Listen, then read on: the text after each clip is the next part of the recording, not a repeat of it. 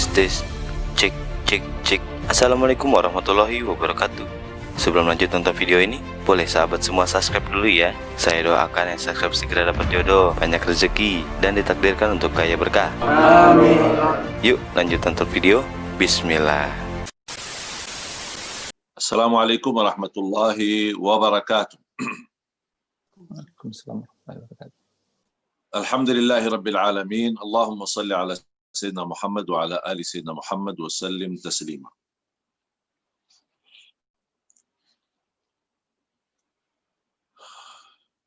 Alhamdulillah wa syukrillah. Berjamaah sekalian dimuliakan Allah Subhanahu wa taala.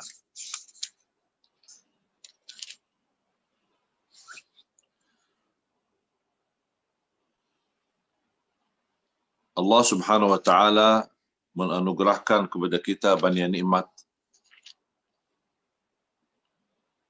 Nikmat Islam, nikmat iman, nikmat sihat wal afiat.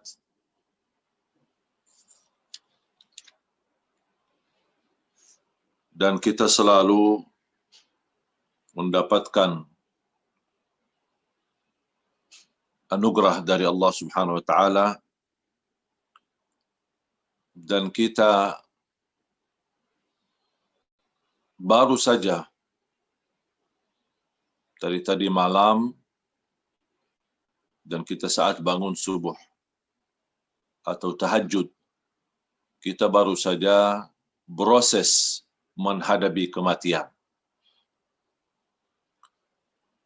Sampai kita ketika bangun, kita mengucapkan Alhamdulillah alladzi ahyana ba'da ma amatana wa ilaihin nusyur.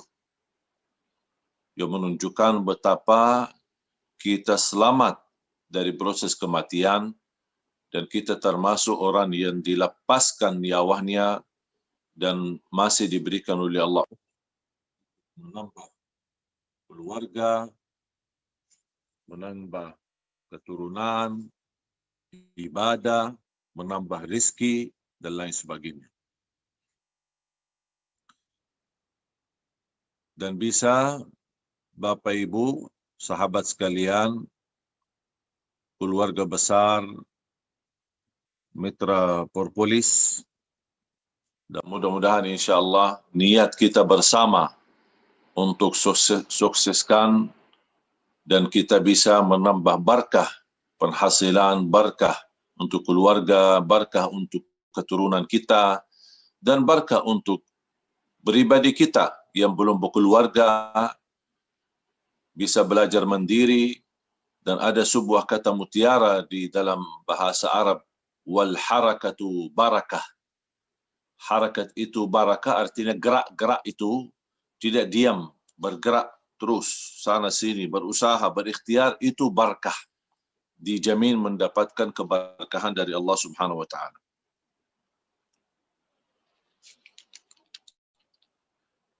Dan mungkin Bapak Ibu bisa membaca dan menyimpan ayat di surat Fatir, surat Az-Zumar, surat 39, ayat 42. Bisa Anda menjadi PR untuk menghayati ayat itu supaya kita sadari setiap malam kita proses menghadapi kematian. Kalau kita di pagi ini masih kita bisa berkomunikasi, berarti kita selamat dari kematian tadi malam, dan kemudian masih kita terpilih menjadi orang yang masih punya umur sampai ke waktu yang ditetapkan oleh Allah Subhanahu wa taala.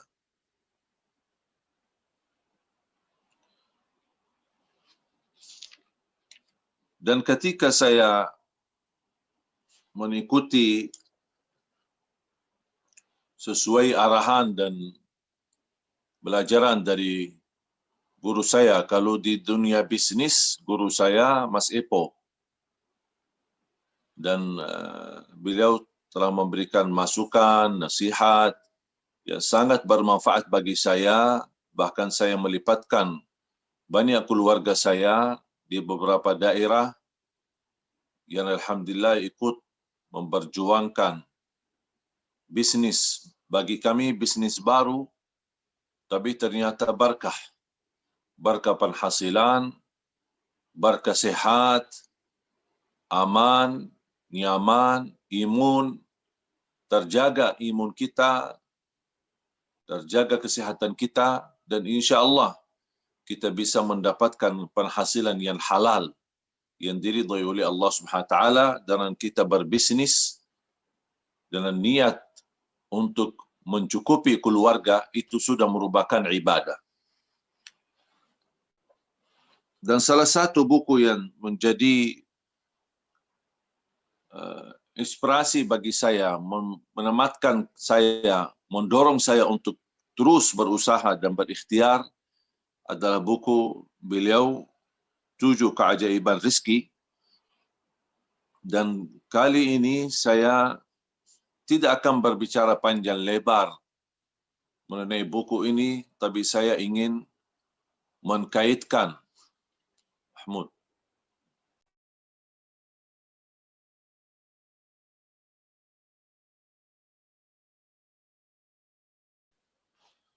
saya ingin mengkaitkan dengan ayat suci Al-Quran. Bagaimana Allah Subhanahu wa taala memberikan anugerah rizki, dan rizki ini subhanallah banyak rahasia-rahasia di dunia rizki. Rizki tidak pernah salah alamat, rizki tidak pernah salah orang, rizki sudah Allah Subhanahu wa taala ikatkan dengan umur. Selama masih bernafas, selama masih punya umur, berarti masih punya rizki. Walaupun rizki kita sudah ditetapkan oleh Allah, tapi ada pula rizki yang Allah tetapkan tergantung usaha dan ikhtiar kita. Ada kata rizki yang kita tidak punya tangan atau tidak punya kuasa untuk mendatangkannya. Seperti rizki umur. Masalah umur, kemudian masalah keturunan, masalah ikhtiar dan usaha, masalah mendapatkan jodoh, bahagia atau sengsara, hidup kaya atau hidup susah. Kadang-kadang ada takdir yang disebutkan kata takdir kauni. Tidak bisa kita ikut campur merubahkan. Seperti terbit matahari dari timur, masalah kematian, kemudian pagi dan siang dan malam, kemudian masalah kejadian hari kiamat, dan juga terkait umur kita. Tapi ada rizki yang tergantung ikhtiar dan usaha kita. Seperti misal sehat. Kalau kita salah konsumsi makanan dan minuman yang bisa mengakibatkan sakit, berarti kita berikhtiar untuk jadi sakit. Sebaliknya semestinya kita berikhtiar untuk menjaga kesehatan. Makanannya, minumannya, makan-makan yang sehat, minum-minum yang sehat. Karena menurut saya, yang mahal itu bukan sehat, yang mahal itu sakit. Kalau sehat tidak butuh biaya besar. Tapi kalau sakit, jatuh sakit, itu yang membutuhkan biaya besar.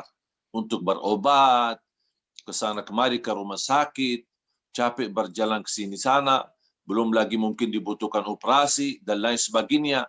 Daripada kita menghabiskan biaya besar untuk mengobati kesakitan kita, sederhana sekali, jaga kesehatan kita. Apalagi hadir di tengah kita propolis yang menjadi minuman saya sehari-hari. Dan Allah SWT menjadikan sumber madu itu adalah obat. Bukan hanya obat, tapi menjaminkan kesembuhan dari penyakit. Dan ini termasuk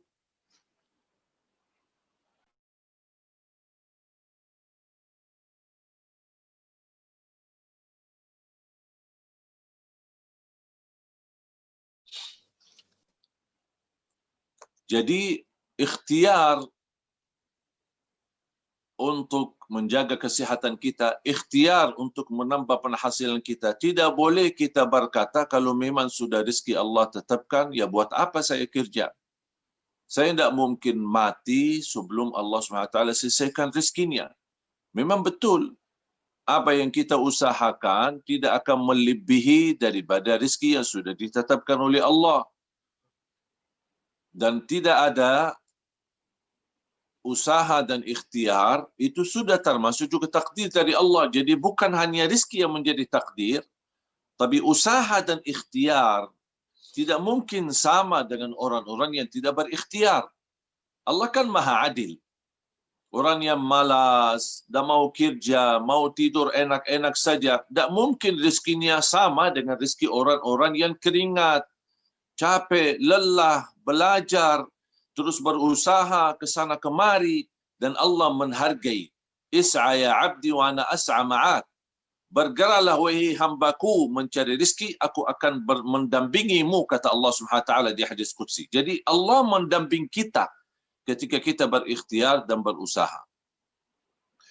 Dan salah satu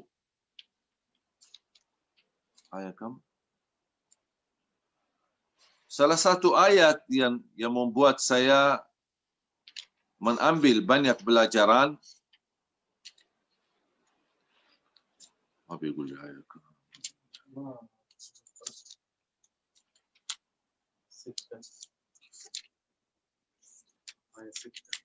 Di surah Hud. Surah Hud, surah yang ke-17.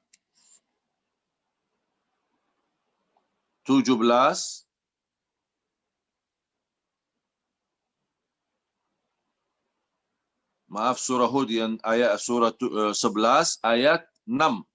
Surah nomor 11 ayat 6. Kalau ada peserta yang bawa Quran di sampingnya, tolong diperhatikan. Di surah Hud, surah yang ke-11 ayat 6. Allah Subhanahu wa taala berfirman, A'udzu billahi minasyaitonir rajim. وَمَا مِن دَابَّةٍ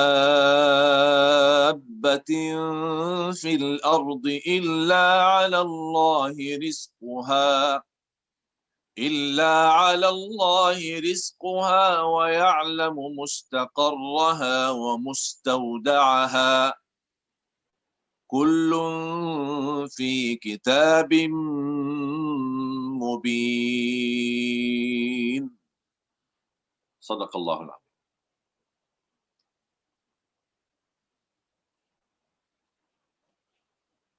Mungkin jamaah sekalian bisa memperhatikan bagaimana Allah Subhanahu wa taala menjelaskan, dan tidak ada satupun makhluk yang bergerak di muka bumi. Di muka bumi Allah Subhanahu wa taala. Pasti sudah Allah Subhanahu wa taala menetapkan rezekinya. Bahkan Allah Subhanahu wa taala tahu di mana tempat yang baik bagi mereka. Yang membuat saya tertarik di ayat ini, ayat 6, dan sebenarnya ada juga kaitannya dengan ayat 7 selanjutnya. Cuma ayat 7 agak sedikit panjang, cuma saya kasih pelan. Ayat ini mengkaitkan soal rezeki. Tapi coba Allah awali dengan firman-Nya, wa ma min dabbatin. Kalau bahasa Arab, tidak ada satu kalimat pasti memiliki makna yang sangat dalam, yang Allah ingin berikan pesan di dalamnya. Tapi ini kembali kepada orang yang bisa memahami isi Al-Quran.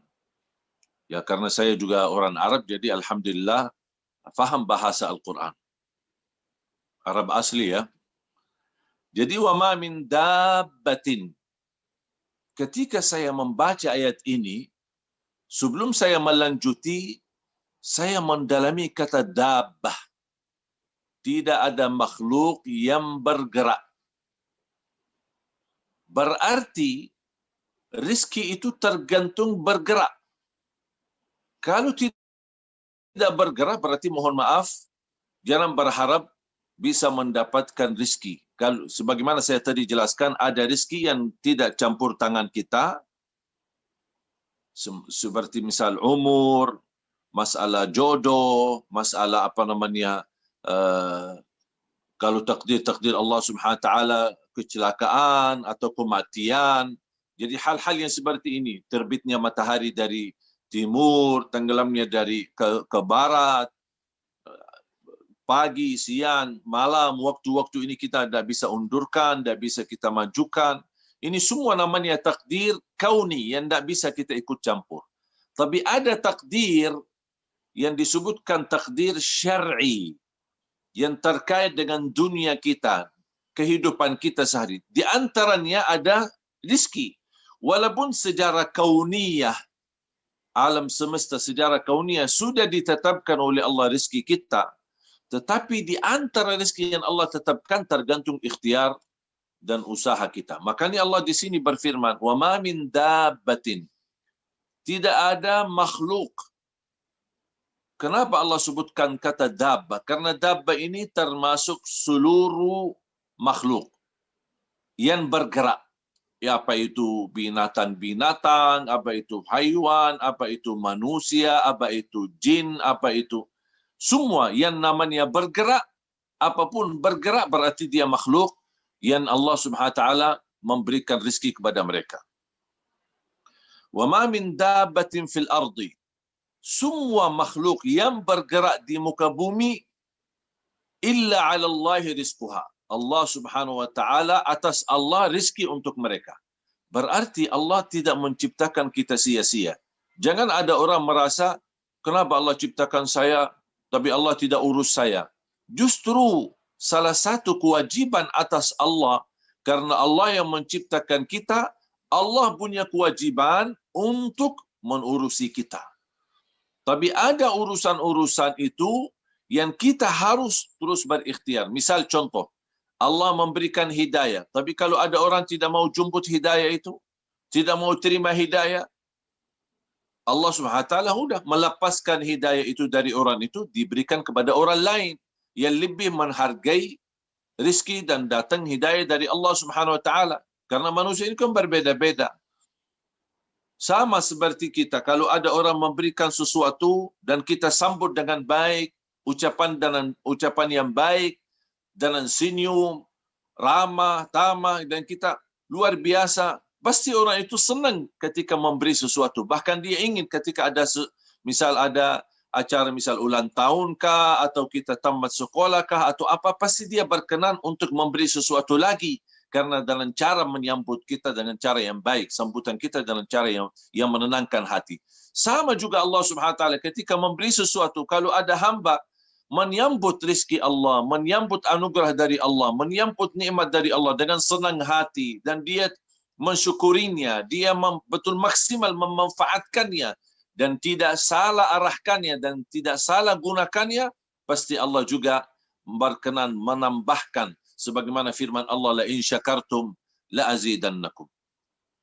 Jadi di ayat ini, wa ma min dabbatin fil ardi illa 'ala Allah rizquha. Semua yang bergerak di muka bumi, atas Allah adalah tunaikan dan lunasi rizki untuk mereka.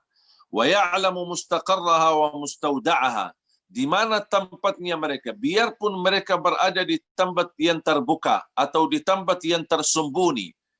Coba bayangkan, mohon maaf, sedikit renungkan fikiran kita. Kalau ada orang membangun sebuah rumah tapi di lubang atau di bawah tanah yang dalam, yang sangat dalam. Kalau kita bahasa kita itu 7 ara, berarti yang paling dalam. Dan dia mengamankan dirinya, dan dia membagari semua, dan dia membuat tembok dari besi dan lain sebagainya. Kenapa dia sembunyi di bawah bumi yang paling dalam? Karena dia ingin selamat dari kematian. Kira-kira menurut Anda sekalian, dia kalau sudah waktunya mati, apakah dia bisa selamat dari kematian atau tidak? Pasti mati, biarpun dia tersembunyi di bumi yang paling dalam. Sama juga rezeki. Dia pun walaupun sembunyi di bumi yang paling dalam, sudah ditentukan oleh Allah rezeki. Karena Allah Subhanahu wa taala mengikatkan rezeki sama kematian, tidak bisa dipisah. Ini sudah dijodoh, jadi jodoh, tidak bisa dipisah. Kalau sudah waktunya mati, berarti habis rezekinya. Kalau sudah habis rezekinya, berarti sudah harus mati, tidak boleh tertunda kematiannya. Maka Rasulullah SAW bersabda di hadis yang sahih, lan tamuta nafsun hatta tastawfi rizqaha wa ajalaha. Tidak ada jiwa pun yang boleh mati sebelum dipenuhi oleh Allah rezekinya. Lan, dalam bahasa Arab semua kalimat itu memiliki makna. Lan artinya mustahil, tidak boleh terjadi, tidak bisa terjadi, tidak mungkin terjadi. Lan tamuta nafsun, tidak ada sejiwa pun yang boleh mati. Lan tamuta nafsun hatta tastawfi rizqaha wa ajalah, sampai disempurnakan rezekinya dan ajal. Selama masih punya rezeki berarti masih ada ajal. Selama masih ada ajal berarti masih ada rezeki, dan dimanapun kita berada. Kullun fi kitabim mubin, dan ini semua sudah tertulis dan dicetak di kitab yang nyata dan mubin yang jelas catatan itu. Dan ketika saya melanjutkan ayatnya, ayat yang ketujuh, Allah Subhanahu wa taala membahaskan ciptaan langit dan bumi.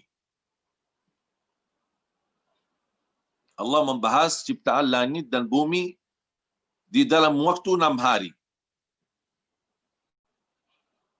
Saya berfikir, bumi dan langit yang begitu dahsyat, yang begitu besar, yang begitu hebat, yang luar biasa, pandangannya indah, dan kita melihat tanda kebesaran Allah melalui bumi dan langit yang begitu luas dan begitu kuat. Allah Subhanahu wa taala berkata, Allah sangat mampu, kun fayakun, terjadi bumi dan langit. Kun fayakun, terjadi bumi. Tapi kenapa di sini di ayat ini Allah menyebutkan kami ketika membangun bumi dan langit atau langit dan bumi dalam waktu 6 hari. Disebutkan 6 hari. Jadi seolah-olah orang kesan yang tidak faham pasti berkesan, oh kok Allah butuh 6 hari untuk menciptakan bumi dan langit. Yang begitu dahsyat, Allah tidak membutuhkan sebenarnya 6 hari. Kun fayakun, semuanya bisa jadi. Dari tidak ada jadi ada. Kun fayakun sudah cukup bagi Allah Subhanahu wa taala. Tapi kenapa Allah menentukan ada 6 hari di situ? Berarti kalau ada gerak, ada bergerak, bisa 6 hari ini bagi Allah Subhanahu wa taala bisa menghasilkan langit dan bumi diciptakan. Apalagi kalau manusia berikhtiar hal-hal kecil. Allah ingin memberikan pesan, kalau bagi Allah Subhanahu wa taala mampu menciptakan bumi dan langit dalam waktu yang begitu, kita mohon maaf kalau kita manusia membangun gedung butuh berapa bulan bahkan bertahun-tahun. Bagaimana bayangkan bumi ini yang begitu luas dan langit yang begitu besar dengan segala bintangnya, dengan segala keindahannya dan perhiasannya. Allah Subhanahu wa taala menunjukkan 6 hari berhasil menciptakan bumi dan langit. Berarti Allah ingin memberikan pesan, kalau bagi Allah sangat mudah menurusi bumi dan langit, apalagi menurusi rezeki manusia. Jadi tidak, bagi Allah sangat mudah. Kalau bisa dikatakan, kalau boleh kita berkata beban bagi Allah, justru yang beban adalah bumi dan langit diciptakannya. Tapi kita tidak boleh berkata Allah terbeban dengan bumi dan langit. Tidak. Tapi begitu luar biasa besarnya bumi dan langit, tapi Allah mampu menguruskannya dan Allah mampu menciptakannya. Apalagi manusia yang makhluk termasuk makhluk kecil. Mohon maaf, makhluk semut saja masih lebih hebat daripada manusia. Cuba bagaimana kalau Bapak Ibu jamaah sekalian digigit sama semut sekali aja, bisa sakitnya sepanjang malam. Gatal, sakit, ini luar biasa. Berarti semut ini lebih kuat daripada kita. Kita sebenarnya manusia yang lemah, manusia yang dhaif, bukan manusia yang kuat. Tapi kekuatan kita dari mana? Power kekuatan dan sumber kekuatan kita adalah keyakinan kita kepada Allah. Kemudian iman kita kepada Allah, kepercayaan kita. Ini yang menjadi sumber kekuatan. Percaya sama Allah dan yakin. Kalau sudah percaya harus disertakan dengan keyakinan. Percaya yang memberi rezeki adalah Allah. Dan saya yakin ketika saya berikhtiar, pasti akan Allah memudahkan. Ini yang membuat power kekuatan untuk terus kita berusaha dan berikhtiar. Lebih dahsyat lagi, ketika saya membaca di suratul Baqarah, Allah Subhanahu wa taala menceritakan bagaimana cerita Nabi Ibrahim ketika bersama Namrud. Ada seorang raja yang merasa dirinya hebat, yang merasa dirinya dia mampu mematikan manusia dan menghidupkan manusia. Allah Subhanahu wa taala melalui Nabi Ibrahim menunjukkan kekuasaannya dan menunjukkan kehebatannya Nabi Ibrahim alaihissalam. Bagaimana Allah Subhanahu wa taala menunjukkan betapa bagi Allah Subhanahu wa taala mampu menganugerahkan kebanyakan kemuliaan dan rizki. Ketika Allah Subhanahu wa taala mulai dari cerita Nabi Ibrahim bersama Raja Namrud, dan bisa kita ambil kutip dan mempelajari dan memahami isinya.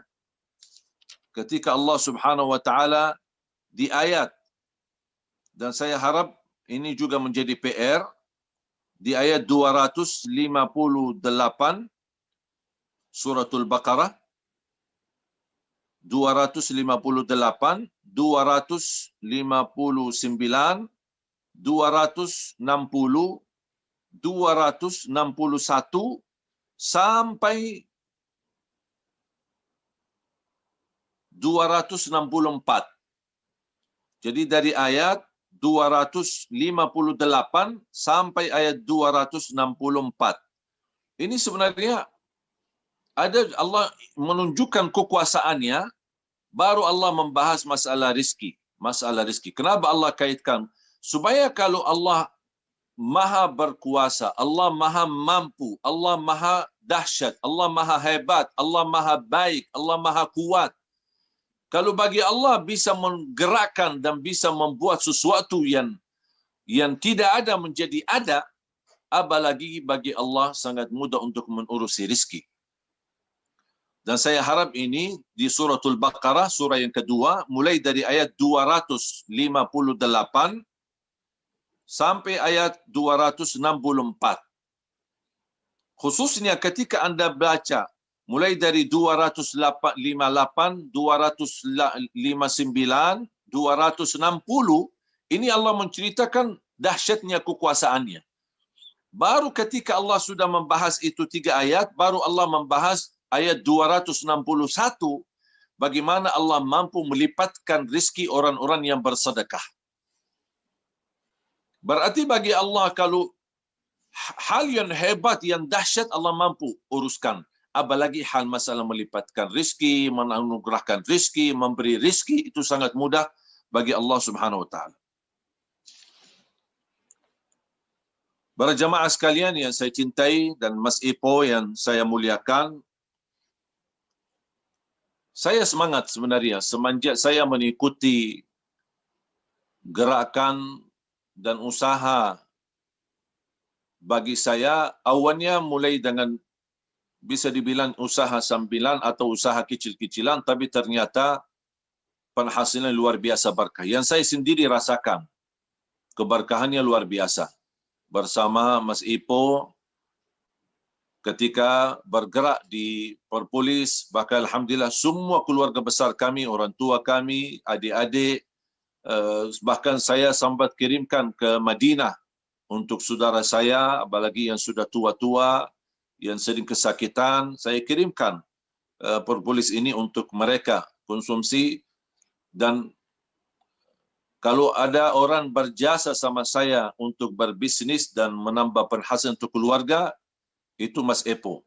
Dan saya selalu mendoakan semoga saya mampu membalas jasa beliau untuk saya mendapatkan pelajaran dari bisnis ini. Jadi para jamaah sekalian dimuliakan Allah Subhanahu wa taala,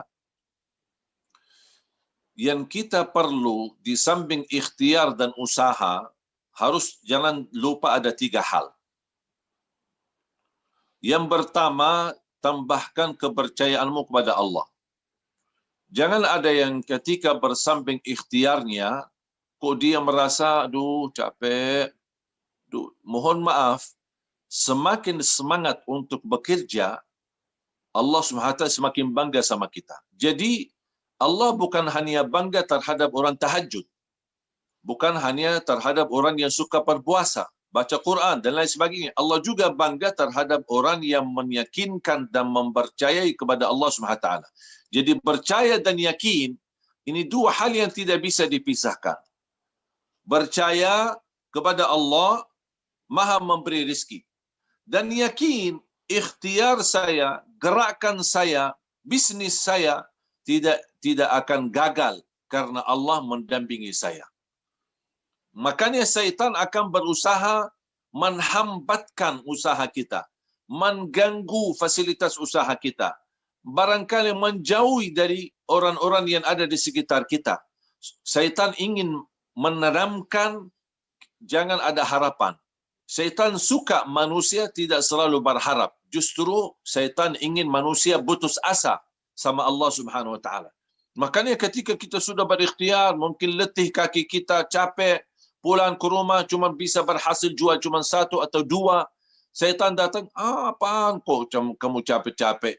Buat apa kamu gabung ini perpolis tidak jelas, hasilnya cuma seberapa. Tapi ada di mitra-mitra perpolis ini yang Masya Allah bisa menghasilkan puluhan juta dari perpolis itu sendiri. Karena bukan beda usaha dan mereka, beda kekuatan mereka, sama-sama kita kuat, sama-sama kita bisa, sama-sama kita semangat, tapi kenapa kok dia bisa berhasil lebih besar? Karena kepercayaannya dan keyakinannya. Jadi jangan memberikan pintu syaitan masuk ke hati kita untuk menghambatkan semangat kita atau membuat kita putus asa.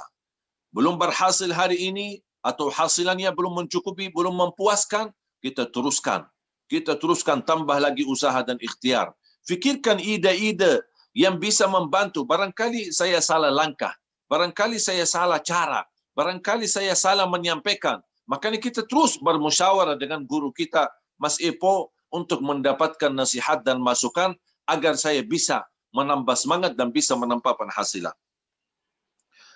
Yang kedua, selain iman dan keyakinan, yang kedua kita terus berdoa. Tidak boleh kita lepaskan doa kita. Di antara bukti istiqamah doa itu adalah menjaga salat. Kunci rizki salat. Jadi mohon maaf para mitra ini, jangan Anda merasa bisa sukses tapi salatnya tidak bisa di manajemen. Kalau salat ini tidak bisa kita bereskan, jangan harap bisa kita bereskan rezeki. Karena kunci rezeki salat. Ya ayyuhalladzina amanu ista'inu bis-sabri was-salah. Wahai orang beriman, bertolonglah kepada Allah lewat wasilah salat dan sabar. Jadi kita harus tingkatkan salat kita, apalagi kalau bisa kita tahajud. Luar biasa dahsyat membuka pintu rezeki. Yang terakhir, yang ketiga, istighfar. Sebagaimana Allah Subhanahu wa taala berfirman di surah Nuh, surah yang ke-71 di ayat 10, 11, 12, Allah Subhanahu wa taala menggambarkan betapa luar biasa. Jangankan menambahkan rezeki, tapi Allah juga menambahkan keturunan. Bahkan bagi keluarga yang sudah lama menikah, belum punya anugerah keturunan, istighfar. Saya punya teman, dia berkata, saya istighfar dalam setiap hari 30.000 kali istighfar. Astaghfirullah, astaghfirullah, astaghfirullah, astaghfirullah, astaghfirullah, astaghfirullah, astaghfirullah, astaghfirullah, astaghfirullah. 30.000 kali. Dan semakin dia istiqamah istighfar, kadang-kadang kelemahan kita jemaah sekalian, ketika kita mendengar tausiah, ceramah atau amalan-amalan, kita amalkan baru satu hari kita ingin lihat hasilnya. Apaan ini Syekh Ali Jabir tak jelas, katanya istighfar, saya sudah 30.000 kali istighfar, kok tidak ada apa-apa, tidak ada masuk, tidak ada yang telefon, tidak ada yang cari, tidak ada. Ini baru satu hari langsung dibisiki syaitan. Makanya ingat, jangan membuka pintu syaitan untuk membisiki kita supaya putus asa. Kita harus sabar. Di samping kita iman, yakin, kepercayaan kita kepada Allah SWT, tunaikan salat kita, di samping kita doa, terus istighfar sepanjang waktu dan sepanjang saat, dimanapun kita berada. Apalagi istighfar itu hanya gerakan lidah, tidak pakai tangan, tidak perlu kita tenaga, bahkan justru semakin kita beristighfar, bertambah semangat kita, bertambah kekuatan kita, bahkan menjaminkan kedatangan rizki dari tempat yang kita tidak nyangka. Istighfar. Astaghfirullah, astaghfirullah, astaghfirullah. Kalau ini yang sejarah singkat, ada istighfar yang lebih panjang. Astaghfirullah wa atubu ilaih. Astaghfirullah al-azim alladhi la ilaha illa huwal hayyul qayyum wa atubu ilaih. Atau doa istighfar, Allahumma anta rabbi la ilaha illa anta khalaqtani wa ana abduka wa ana ala ahdika wa wa'dika mastata'at. A'udzu bika min syarri ma sana'at. Abu'u laka bi ni'matika alayya wa abu'u bi dhanbi faghfir li fa innahu la yaghfiru dhunuba illa ant. Ya mungkin bingung ya jamaah, belum hafal ya doanya panjang itu. Tak apa kalau belum hafal, ambil yang singkat saja. Astaghfirullahalazim, astaghfirullahalazim, astaghfirullahalazim. Atau astaghfirullahalladzi la ilaha illa huwal hayyul qayyum wa atubu ilaih. Atau bisa termasuk la ilaha illa anta subhanaka inni kuntu minadh dhalimin. Lebih singkat lagi, astaghfirullah, astaghfirullah, astaghfirullah. Tapi jangan disingkatkan lagi. Astaga, astaga, astaga. Tak boleh. Istighfar harus jelas. Dan apalagi kalau kita sambil kita berikhtiar berusaha dan sambil kita beristighfar, tetap hati kita tenang dan meyakinkan semua ikhtiar kita insya-Allah tidak gagal, dan insya-Allah kita akan berhasil, dan insya-Allah tidak dikecewakan oleh Allah, dan selalu dimudahkan dan dianugerahkan yang lebih banyak lagi dari Allah Subhanahu wa taala. Para jamaah sekalian, mitra Perpolis di seluruh Indonesia dan calon mitra, ayo kita semangat untuk menjadi keluarga besar mitra bersama guru tercinta Mas Epo, dan kita bersama-sama saling mendoa, saling menghormati, dan saling mendukung, saling membantu, saling mengisi. Kita bersatu menjadi keluarga besar yang utuh. InsyaAllah ukhuwah kita sehati, satu pandangan, satu keinginan, dan satu cita-cita untuk membawa Indonesia menjadi negara Indonesia sehat, dan insyaAllah keluarga kita sehat. InsyaAllah sehat hati, sehat jasmani, sehat rohani, dan sehat dompet kita juga. Ya, jadi jangan khawatir, bukan hanya sehat rohani dan jasmani, tapi dompet kita, saku kita juga insya-Allah sehat. Amin ya rabbal alamin. Kurang lebihnya mohon maaf.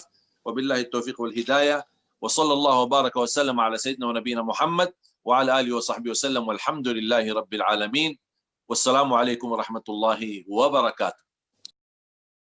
Waalaikumsalam warahmatullahi wabarakatuh. Alhamdulillah. Terima kasih Syekh Ali untuk tausiah dan ilmu-ilmu yang telah disampaikan. Jazakallah khair. Baik teman-teman, tadi itu penyampaian materi atau tausiah dari Syekh Ali Jabir terkait salah satu bisnis dalam hidup saya. Terima kasih, terus dukung, support, dan doakan channel ini akan lebih baik dan menjadi bermanfaat bagi banyak orang. Terima kasih. Assalamualaikum warahmatullahi wabarakatuh.